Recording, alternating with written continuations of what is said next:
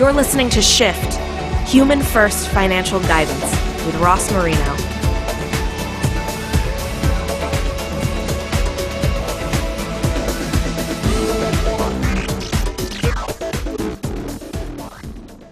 Today, we are shifting the conversation with Dr. Mary Bell Carlson. Hello, Mary. Hi, good to see you, Ross. It's good to see you. And right before we started recording, you actually showed me something that just, I think, came in the mail today. What do you have?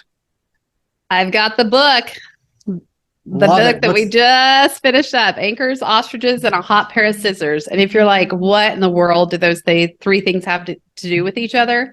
You should grab a copy. But it's all on behavioral economics and really making it apply for any financial professional.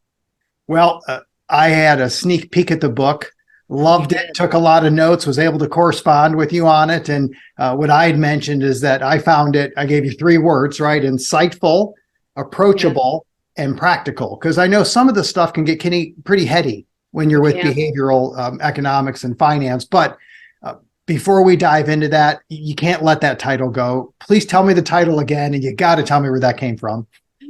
Well, I cannot take credit for that. That's actually my co-author, Jonathan Walker. It's called Anchors, Ostriches, and a Hot Pair of Scissors, Navigating Human Behavior as a Financial Professional. My version is Applied Behavioral Finance. The way to get, just the stuff that puts you to sleep, right? So it was really interesting in this book writing process.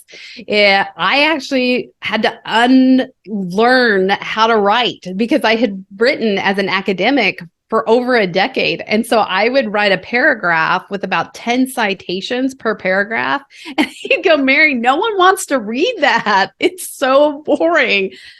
Oh, so I'd have to go back and redo. Well, at the end, I said, okay, great. We finished the book. Now here's the title. And he's like, let's work on that. And so Jonathan's an amazing marketer and just has an amazing ability to utilize words in an interesting way. So I give him all the credit for that. But yeah, it definitely, people are like, at first it took me a while. I was like, I don't know if I like that. And all of a sudden I was like, well, at least it makes someone crack a book, right? It's something you haven't heard before.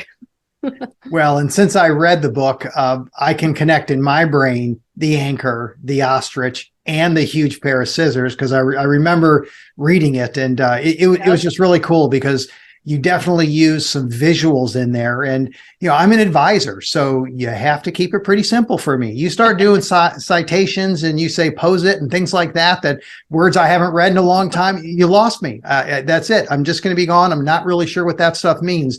How about we just touch right off the bat? How about the anchors? Can you talk a little bit about that? Sure. There's something. So kind of backing up a bit is we all have these things called cognitive biases. And these biases are naturally things that happen. We've identified about 180 of them. There's new biases being discovered all the time. It's not something that is bad or good. It's just something that happens. And so heuristics is actually one of those shortcuts to help us get to the best outcome. So we use this a lot in financial planning. I'll give you an example. It's a rule of thumb in emergency savings, right? We say 3 to 6 months. That's a heuristic. You cut through, there's a reason why it's 3 to 6 months. But a lot of times we just cut through that and say, have 3 to 6 months in an emergency account. So fast forward, in the book, we go through 10 cognitive biases that we see a lot in financial planning. And with that, we break them down, and one of them is what is known as the anchoring bias. And what anchoring bias is whenever maybe you remember back to your college days, or if it's been a while, anytime you go to college events, you see tables of credit cards everywhere, right? Credit card companies spend millions of dollars trying to lure in college students. Well, why is that? They're definitely not the highest income group, right? They're not making money. Why do they care so much to give credit cards to college students? And it's anchoring bias. Because the first credit card you get, studies have shown that you're more likely to stick with that credit card company than any of the rest throughout the rest of your life. And so that's why they want you to be that first credit card in the pocket. And so we talk a lot about anchoring bias and how sometimes that can be used to our disadvantage. I remember as a high school student learning about stocks and bonds from my business teacher. And she said, well, stocks are like Kellogg's, right? So I invest in Kellogg's because everyone eats cereal and you have to have milk with cereal. Now, I do not advocate for that investment rationale. I don't think that is sustainable, but I remember 10 years or more later, when I opened up my first investment account in my 20s, I went back to that anchoring moment and thought, do I need to be investing in Borden's and in Kellogg, right? Because of what my high school teacher had said so long ago. So those are examples of an anchoring bias that just allows and they can be fallacy too. They don't have to be rational, but it's something that we continue to go back to time and time again. So the shortcuts, would that be the heuristics? That's it. Yep, absolutely. Well, how about we move into the huge pair of scissors? The hot pair of scissors is interesting because the hot pair of scissors is two ends of the scissors. There's a hot state and a cold state. And so this has to do more with our brain processing. So there's two sides of our brain that we typically use, and please no brain surgeons in the group here. But in a simplified case, we talk about the frontal cortex or the rational side of the brain versus the limbic side, the back side, which is more of the primitive brain or the emotional side. Well, when we make decisions, these are called Simon scissors. And when we make decisions, we have a hot state and a cold state. In a hot state, it can be a raging flare up, or that you're angry about something or excited about something. It's a very hot state of being, an emotional state. Versus cold, we're pensive or passive. With the hot state, we tend to go to our limbic system more often, right? We make more emotional based decisions. Marketers know this all the time, that if they have a quick clock, right? It's a countdown clock and you only have a certain amount of time to buy. We're using that limbic system, and we're more in a less thinking through, not using that frontal cortex. And so that's what the cold state is. We want to slow down and utilize kind of an even kill state of being, where we're using that hot state and cold state to best come up, like a pair of scissors, for the best come up with the right state of being to make longer term decisions, not myopic decisions. That is so helpful for advisors, is trying to understand the mindset. And, so much of what we do, we're great technicians. And we have information. And when I present that information, well, it's a no-brainer, Mary, because it's obvious that 1 + 1 = 2, and this is the right decision to make.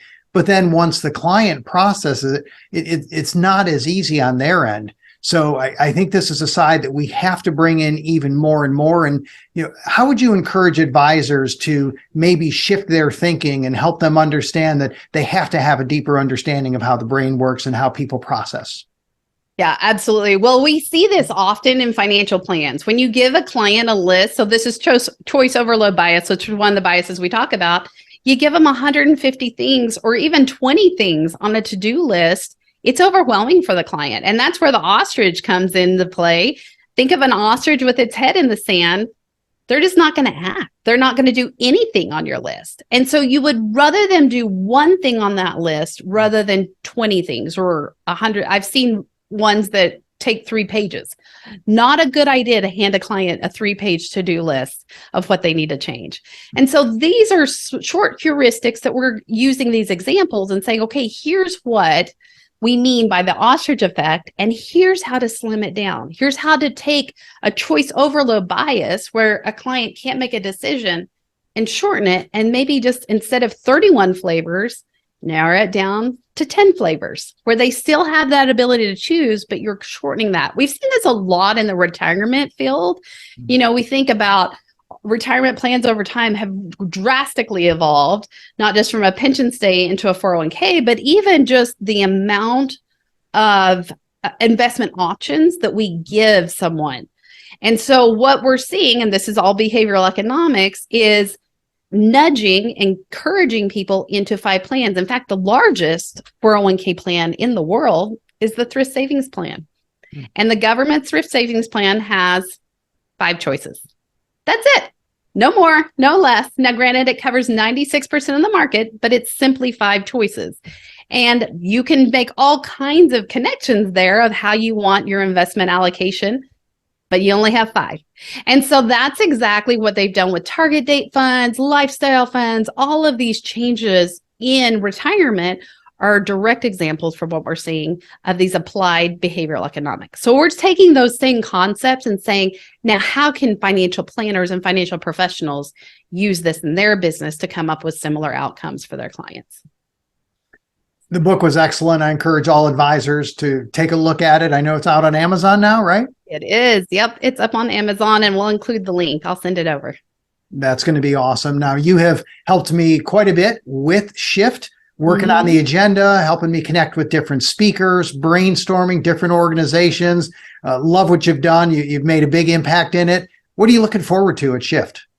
You know, honestly, I just think it's such a unique group of individuals coming together and hearing from everyone else. There's so many people in this space, but we've never really connected under one group or one umbrella. And so I'm really excited to be at Shift, and not only to speak, but to hear what others are learning and what they're working on, and being able to bring it all together, most importantly for advisors. Because at the end of the day, if we, especially as researchers, stay in our field and do our research with our hat on, no one knows about it. The best part is making that connection and saying, here's how to implement it. And I think it's really going to help those advisors that come to be able to take away direct practices that say, here's what I can change today. Here's one small step I can take to help me a little more with my clients or improve whatever that goal may be for them.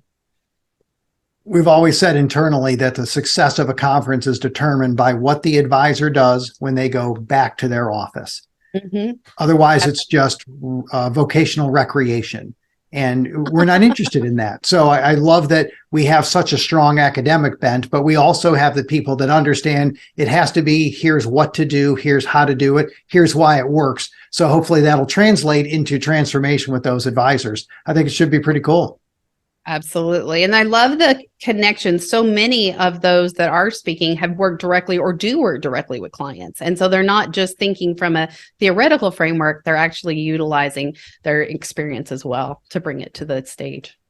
Well, it's going to be cool. Glad you're going to be a part of it. Thanks for being on the show today. Congrats on the new book. Thanks for being here, Dr. Mary Bell Carlson. Thank you for listening to Shift with Ross Marino. Please visit humanfirst.live to learn more. This show is for general information purposes only and is not intended to provide recommendations or advice. Speak with a legal, tax, or financial advisor before making any decisions. Past performance references are historical and do not guarantee future results.